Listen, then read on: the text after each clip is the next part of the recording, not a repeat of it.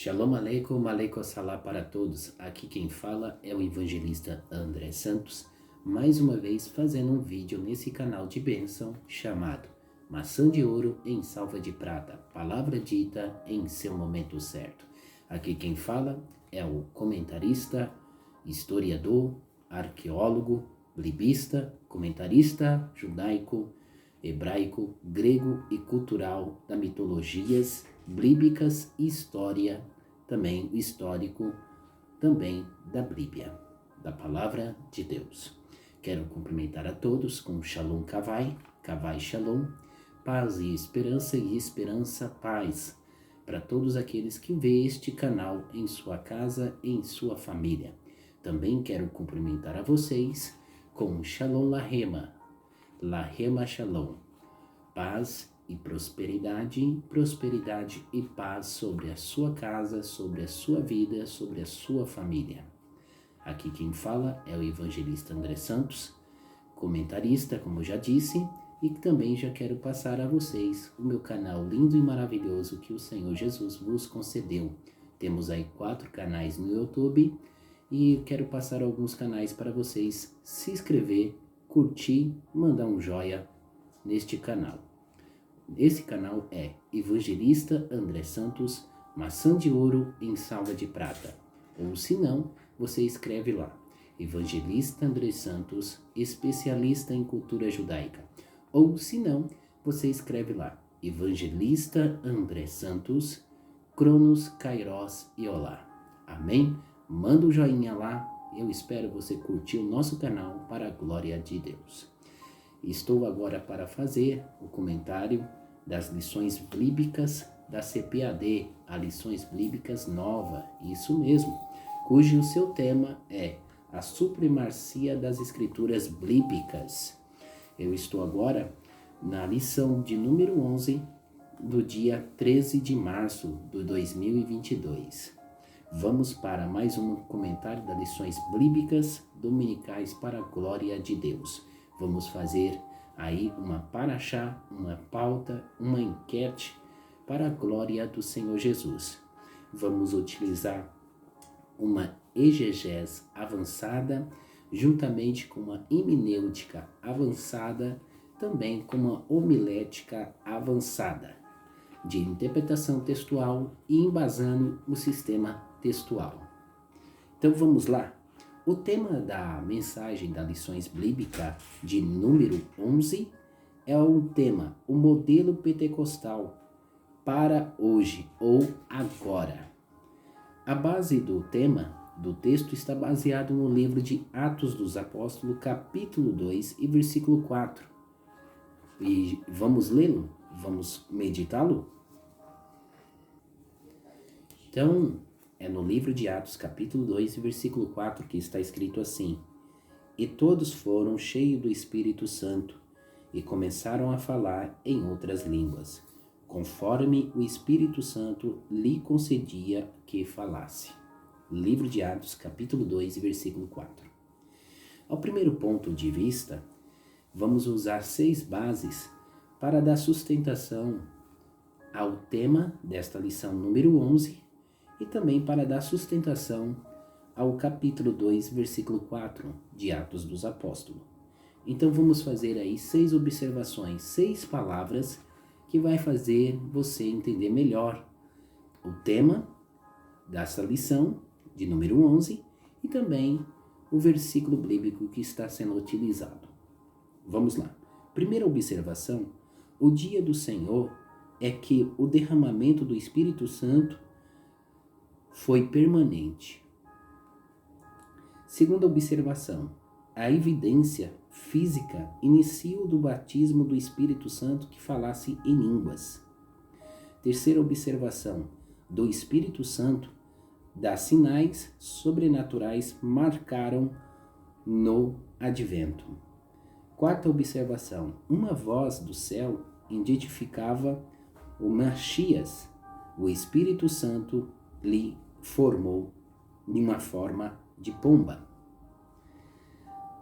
Quinta observação, o cristão para a obra de evangelização é a virtude do Espírito Santo, que capacita.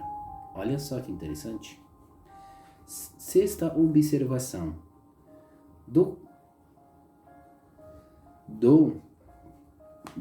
Da cristã, ou era cristã, o batismo no Espírito Santo era com fogo e poder. Isso é a base do tema e também do versículo 4. Segundo ponto de vista da palavra-chave, é utilizada a palavra Espírito Santo. Então, a palavra-chave, ao segundo ponto de vista, vamos falar da pessoa do Espírito Santo.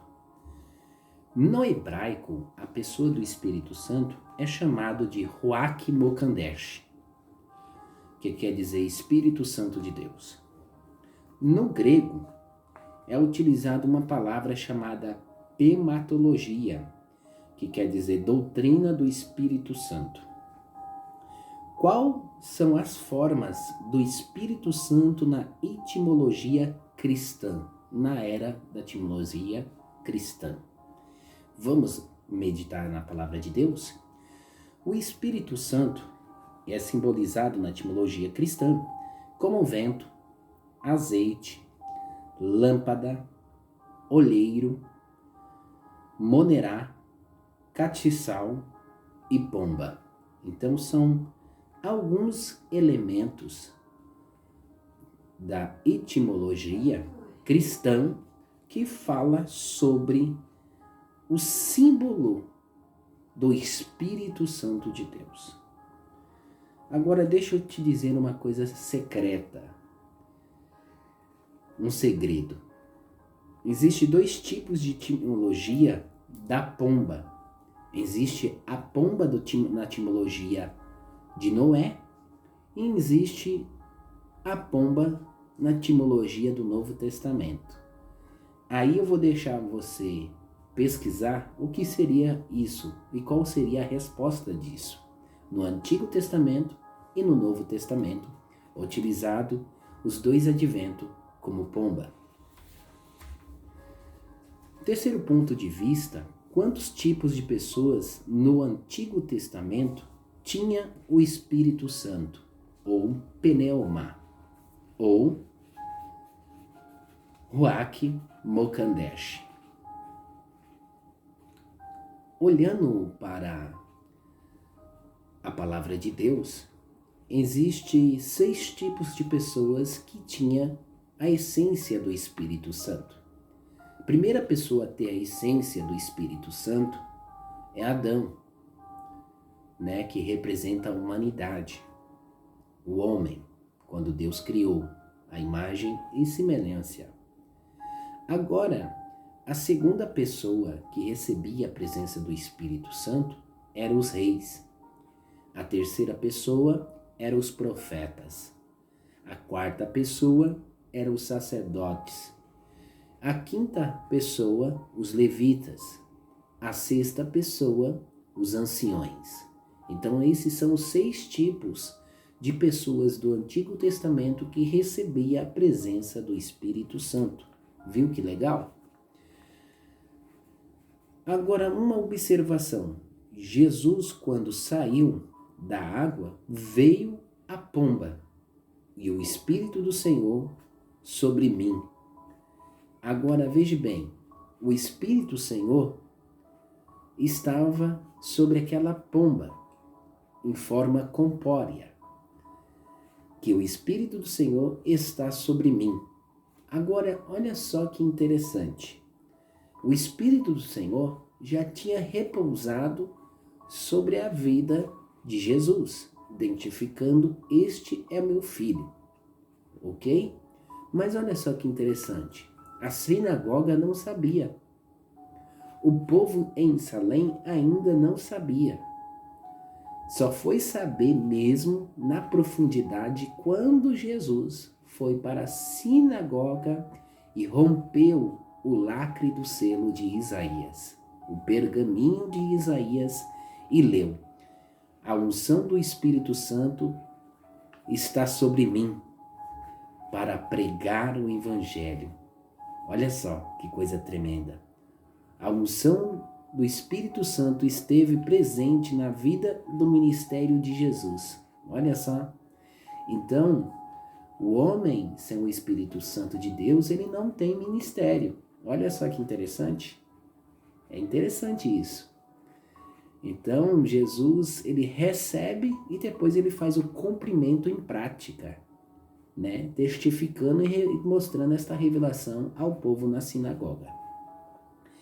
Ao quarto ponto de vista, ao relatar que há cerca de 120 pessoas que eram discípulos que estavam na oração, fora um povo que estava também com esses discípulos. Alguns acreditam que era equivalente a mais de 3.000 pessoas que estavam nesse templo, nessa sinagoga, aguardando a presença da promessa de Jesus sobre o Espírito Santo com poder e fogo. Mas olha só que interessante. Pedro, sem a essência do Espírito Santo, ele ganhou 3 almas, pregando a palavra. Mas Pedro, quando ele recebe a presença do Espírito Santo, ele prega a palavra e 3.000 almas ele ganha. Agora, o quinto ponto de vista, o batismo do Espírito Santo significa o quê? O recebimento do poder espiritual para realizar as obras do Evangelho do Senhor. Olha só que coisa linda. Primeira observação, a línguas no grego é a palavra chamada glossolalia, que significa línguas concedidas. O que é fazer a diferença na vida de um cristão? É a presença do Espírito Santo que faz a diferença na vida de um cristão. Sexto ponto de vista, Lucas relata em seu evangelho o papel do Espírito Santo, o advento do Messias. Olha só, então Lucas, ele relata o papel do Espírito Santo, revelando o advento do Amachias. Isso mesmo, do Yeshua e Amachias. Sétimo ponto de vista, a tentação demonstra o quê? Mostra a capacidade para o cumprimento do seu ministério. Então, um homem que não é atentado não tem o cumprimento do seu ministério. Não existe um homem que não seja tentado para o cumprimento do seu ministério. Homem que tem ministério e não é tentado, não é ministério. Olha só que interessante.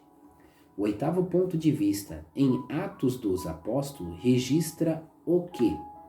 A ação do Roach Mokadesh, a ação do Pneumá e a inauguração da história da promessa do Espírito Santo de Deus. Olha que coisa linda.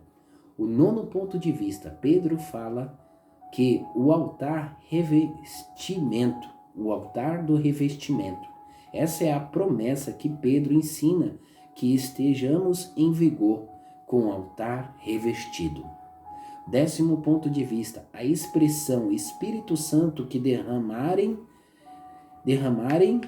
em Atos 2,17 é o impacto para a dimensão do Espírito Santo que mostra a fusão contínua dia a dia até a volta do Senhor Jesus. Olha que coisa linda, igreja.